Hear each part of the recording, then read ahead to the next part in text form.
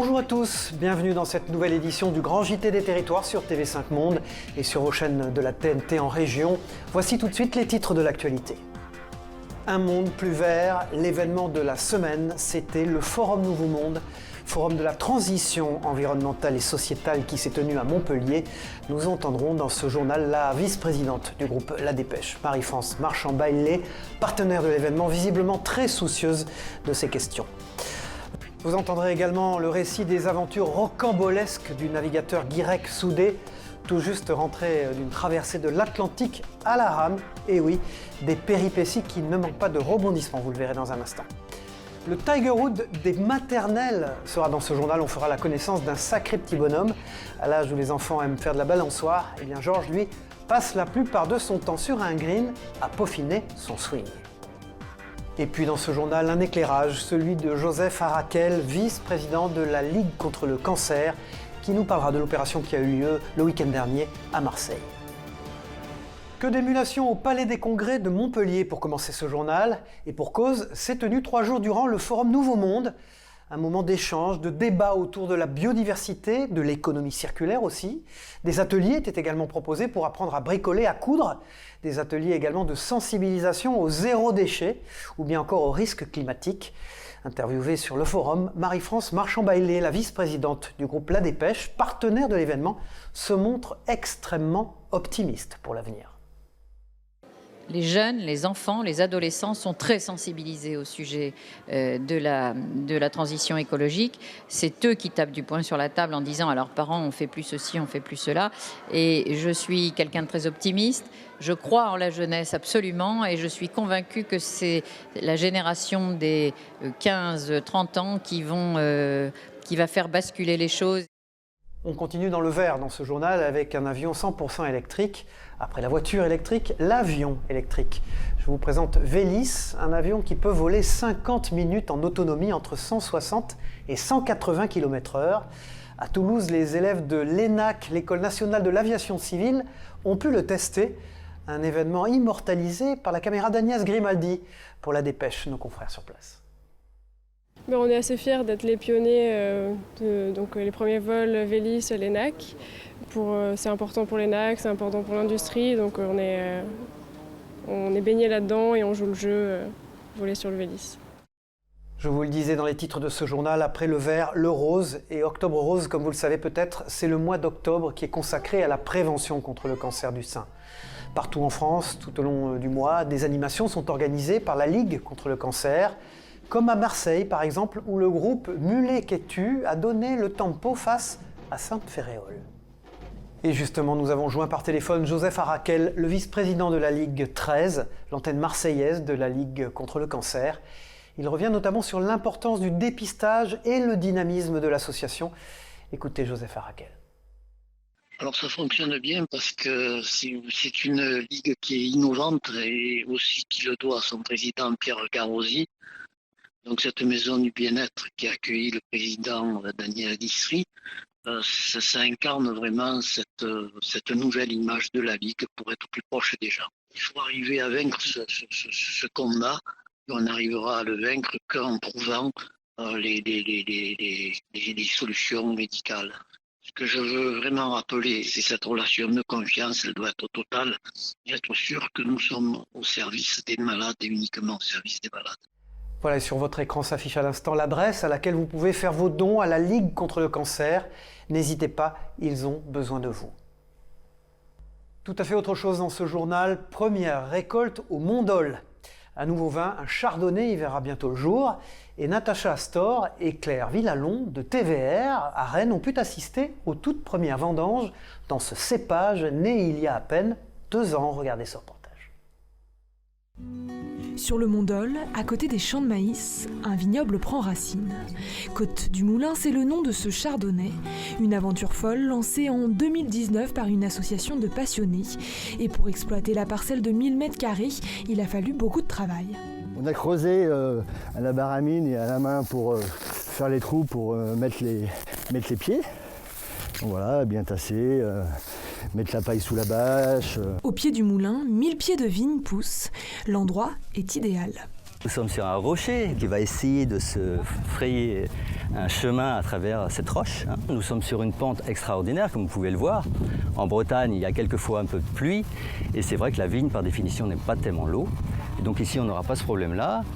Il aura fallu près de 2 ans à l'association Mondol 2020 pour monter le projet et obtenir l'autorisation du ministère de l'Agriculture.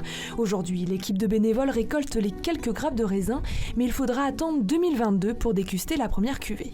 Bon, là, il y a quelques grappillons. Bon, je pense que dans 1 an, ça sera nettement plus et on va vendanger, on va faire le vin alors avec des systèmes de vinification que je ne connais pas trop, même si j'ai quelques idées sur le sujet. Mais enfin bref, c'est un beau projet, je crois, c'est ce qu'il faut se dire. Et la cinquantaine d'amateurs compte bien fabriquer entre 500 et 700 bouteilles dès l'année prochaine. Direction Bordeaux maintenant, question comment lutter en même temps contre le gaspillage et la précarité alimentaire des étudiants. Tout simplement avec un réfrigérateur zéro gaspillage, comme celui installé au sein de l'université Bordeaux-Montaigne, où Germain Michelet, pour TV7, la chaîne du groupe Sud-Ouest, s'est rendu pour nous. Des yaourts, des pâtes, des fruits, mais aussi du dentifrice et du café. C'est une partie de ce que l'on peut trouver dans le frigo zéro gaspille de l'université Bordeaux-Montaigne. Inauguré ce mercredi, chaque étudiant peut venir s'y servir gratuitement à sa convenance. Je suis sportive et j'ai un gros appétit et du coup j'ai pas toujours à manger à hauteur de ce que je voudrais et d'avoir quelque chose qui est accessible en libre service ou même pour très peu cher, c'est quand même une aide en plus. Le frigo est mis à disposition sur le campus en libre service, 7 jours sur 7 et 24 heures sur 24. Les dons alimentaires proviennent de sources diverses, étudiants, associations, distributions et autres commerces. Le frigo zéro gaspille est composé d'une armoire frigorifique pour les produits frais. Et pour les produits secs, il y a un garde-manger et aussi des produits d'hygiène de première nécessité. Déjà importante avant la crise sanitaire, la précarité étudiante s'est encore plus développée. Pour pouvoir manger, certains avaient dû trouver des alternatives, comme l'Elia. J'ai vendu des affaires mes instruments de musique, mes consoles, j'ai vendu plein de trucs que j'avais depuis toute petite et parce qu'il fallait que je mange et je les rachèterai peut-être dans 10 ans. Mais après, c'est pas un petit frigo comme ça qui peut résoudre le problème de tous les étudiants. C'est un petit plus et j'espère que ça servira à toute la fac. Un petit plus qui va donner un coup de pouce aux étudiants les plus précaires. L'association du Crépac envisage de généraliser ces frigos solidaires à tous les campus de la région Nouvelle-Aquitaine. Le prochain sera inauguré à Bordeaux Sciences Agro, courant octobre. Direction la Bretagne à nouveau dans ce journal, comme je vous le disais en titre, un exploit maintenant nous est conté. Celui de Guirec Soudé, un jeune navigateur de seulement 29 ans. Il a, écoutez bien, traversé l'Atlantique à la rame.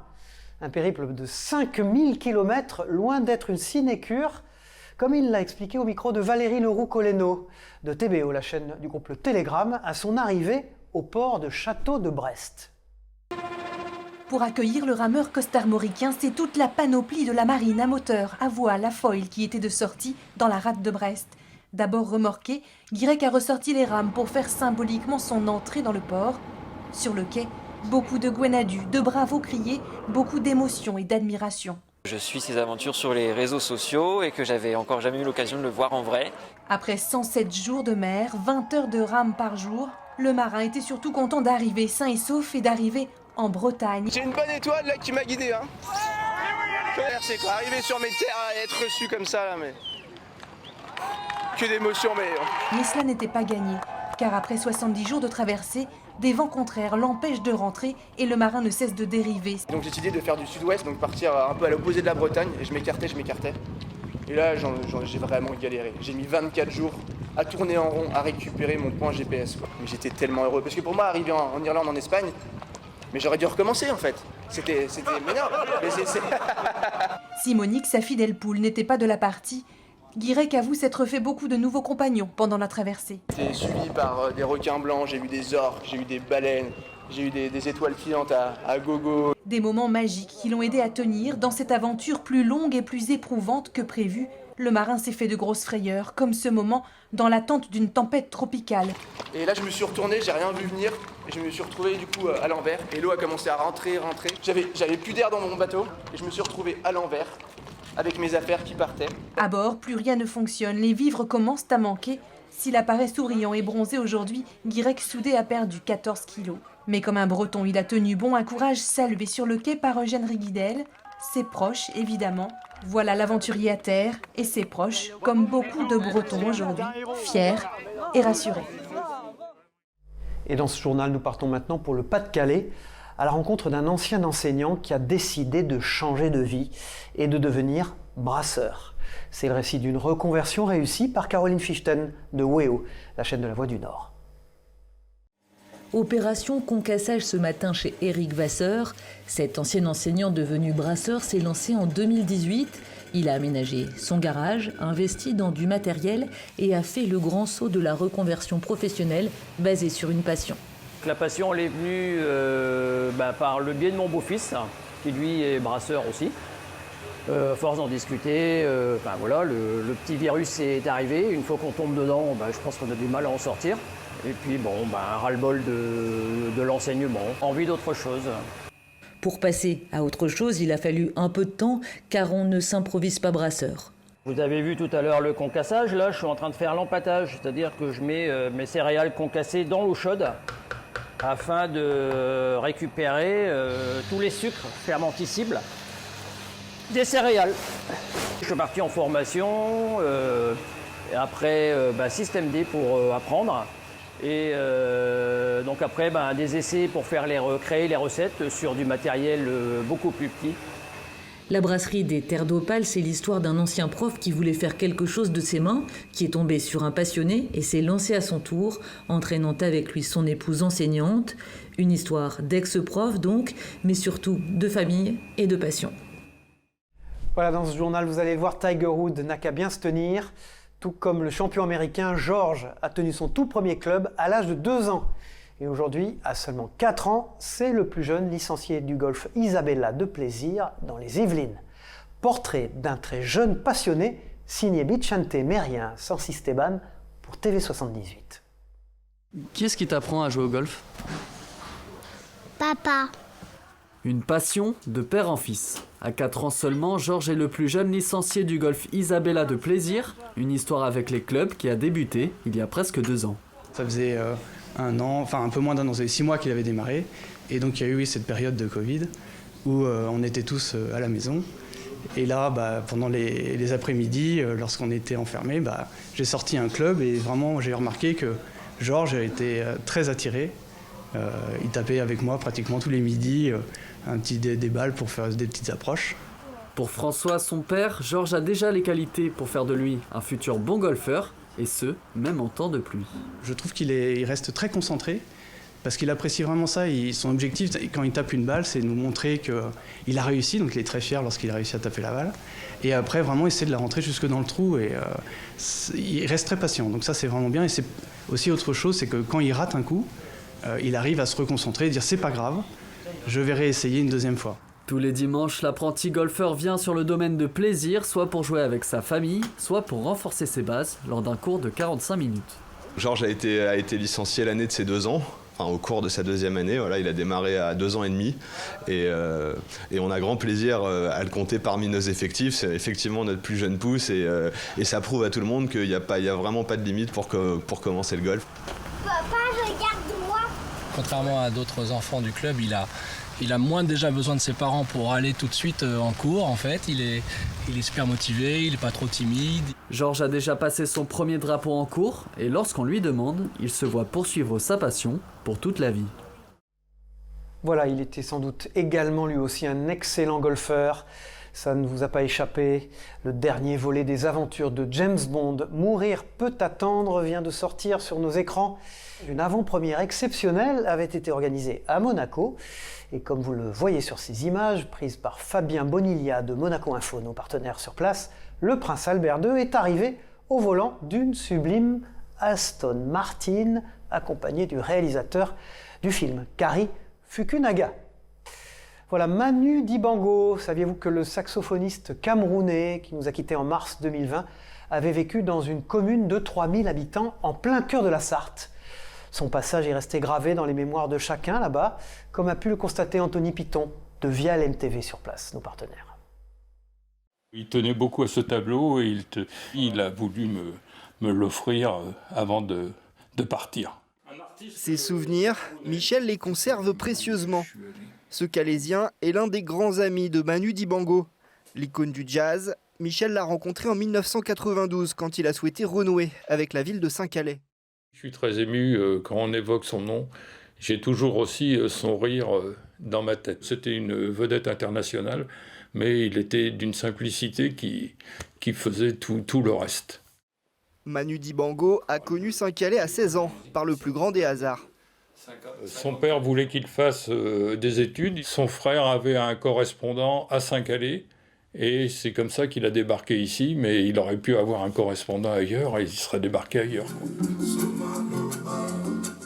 C'est ainsi que Manu Dibango a passé 2 ans à Saint-Calais. C'est dans ce collège, le collège Jules Ferry, que le jeune Camerounais commence ses études en France, en 1949. Depuis, l'ancien dortoir qui l'accueillait est devenu une salle de réunion qui porte son nom. Dans le fond de la salle, son premier saxophone qu'il a donné à l'établissement. L'objectif, c'était qu'il y ait une rencontre entre les élèves du XXIe siècle et M. Manu Dibango qui a pu raconter son histoire aux enfants. Cette histoire, Jean-François, le professeur de musique du collège, continue de la raconter. Une façon de partager avec ses élèves quelques-uns de ses beaux souvenirs, comme son invitation pour un concert à l'Olympia. J'ai assisté à tout, c'est-à-dire que j'ai assisté à la journée de répétition, au réglage de son, ce qu'on appelle la balance. J'ai eu la chance de pouvoir écouter le chœur de gospel de Londres et puis tous les artistes qu'il a invités ce soir-là. Et évidemment, son concert était pour moi... J'étais comme un enfant avec les lumières dans les yeux et on a bu un pot ensemble et c'était vraiment quelque chose de mémorable. Tout au long de sa vie, Manu Dibango est revenu régulièrement dans sa ville d'adoption de Saint-Calais. Et puis aussi à noter dans ce journal, le magazine Le Point qui sort 2 éditions cette semaine locales, l'une à Lyon et l'autre à Toulouse. Vous le voyez sur cet écran, tout d'abord l'édition Toulouse du Point, avec ce titre « Ce qui se mijote ». C'est un dossier coordonné par Valérie Pfeiffer. Il y a beaucoup de papiers dans cette édition sur le bien manger, un tour d'horizon des initiatives locales, également sur 2022, passé par le Capitole, c'est une étape capitale. Et puis aussi la présidentielle, l'Occitanie, labo de campagne d'Anne Hidalgo.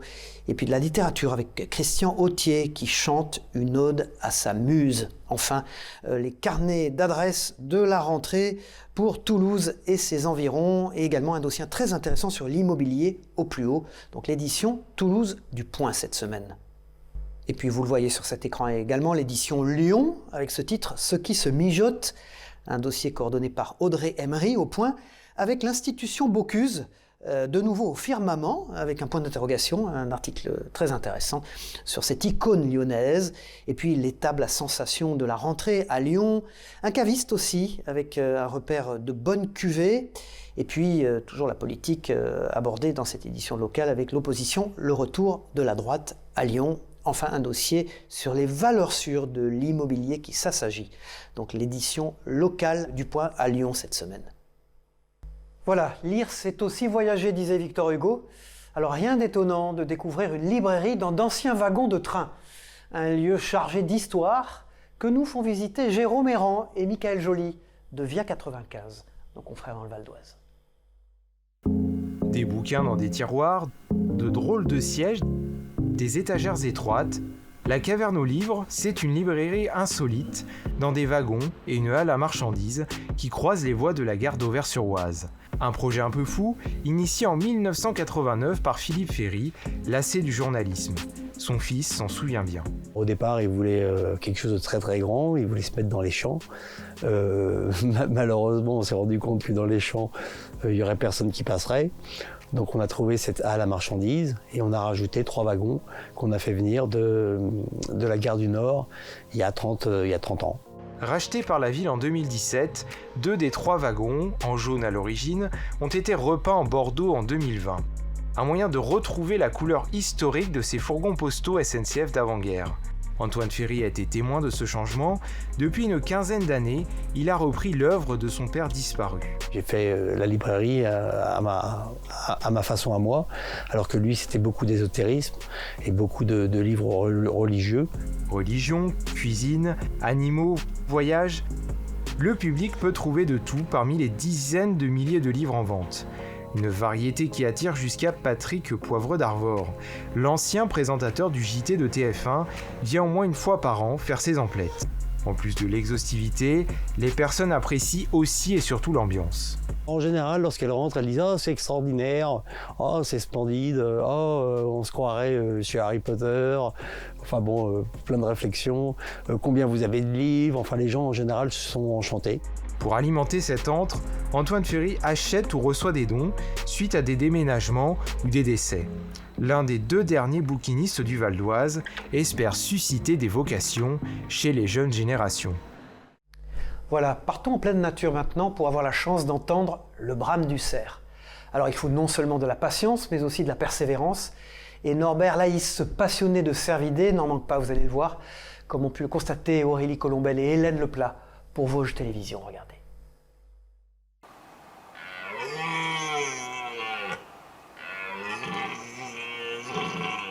En forêt, le brame du cerf se fait entendre.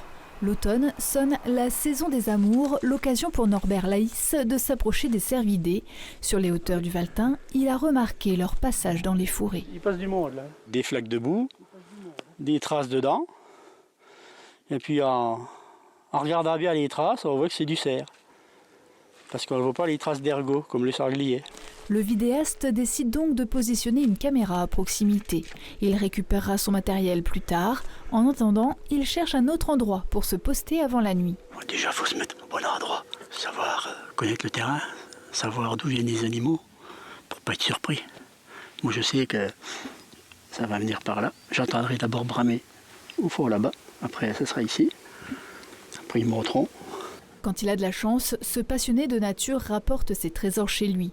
Pics noirs, faucons, cerfs, il poste tout sur Chasse Dim, sa chaîne YouTube. Le vidéaste a atteint jusqu'à 40 000 vues par jour grâce à des admirateurs de la forêt vosgienne, y compris en Inde ou aux Amériques. Je suis né près de la forêt, j'ai toujours vécu en forêt quasiment. Déjà quand je travaillais, j'arrivais à être 700 heures en forêt par an. Mais pas dans le brame, je pars le matin, je reviens le soir, ou je pars le soir, je reviens le lendemain. Cette nuit-là, la patience ne paie pas. Seuls quelques cris du brame s'entendent au loin. Mais le cerf reste à distance. La pression de la chasse qui fait qu'il y a beaucoup moins d'animaux, pour mon compte, je trouve qu'il y a beaucoup moins d'animaux. Il en faudra plus pour décourager Norbert Laïs, surtout que son piège vidéo, lui, a été beaucoup plus chanceux. Voilà, et pour refermer ce journal, un hommage à Bernard Tapie, décédé le 3 octobre dernier d'un cancer. Il n'était pas seulement un homme politique, mais également un acteur. Et en avril dernier, pour une émission qui s'appelle Alain Delon face au monde, que j'ai eu la chance de présenter, j'ai assisté à un échange entre lui et Alain Delon, qu'il avait vu jouer sur scène. Regardez et écoutez cet échange entre les deux hommes. Lorsqu'Alain Delon est venu vous voir au théâtre, vous jouiez Vol au-dessus d'un nid de coucou et vous aviez fait une performance théâtrale qui a impressionné le public. C'est gentil parce que, en fait, quand il m'a fait savoir qu'Alain était là pour rentrer dans la loge, vous vous doutez que j'étais non seulement content, mais vachement fier. Mais quand après, il m'a parlé aussi gentiment, en disant des choses qui venaient de lui. Quand je dis lui, c'est parce que c'est pas un flatteur de nature. Et qu'en plus, en tant qu'acteur, c'est comme si Platini était rentré dans la loge d'un footballeur qui commençait à jouer, quoi. Et donc, évidemment, j'ai été extrêmement touché de cette démarche. Voilà pour l'acteur, mais Bernard Tapie était également propriétaire du groupe La Provence. Il avait accordé une longue interview aux journalistes du quotidien en juin dernier, dans laquelle il faisait le bilan d'une vie. Interview de Bernard Tapie dans La Provence, écoutez. J'ai l'impression que je suis pas né pour rien. Tu vois? Voilà, si tu veux te savoir. Quand je lis les courriers, quand je vais dans la rue, je me dis, t'as bien fait d'être là. Quand je meurs, je suis plus là, mais je serai là-haut. Crois-moi, je vais vous regarder.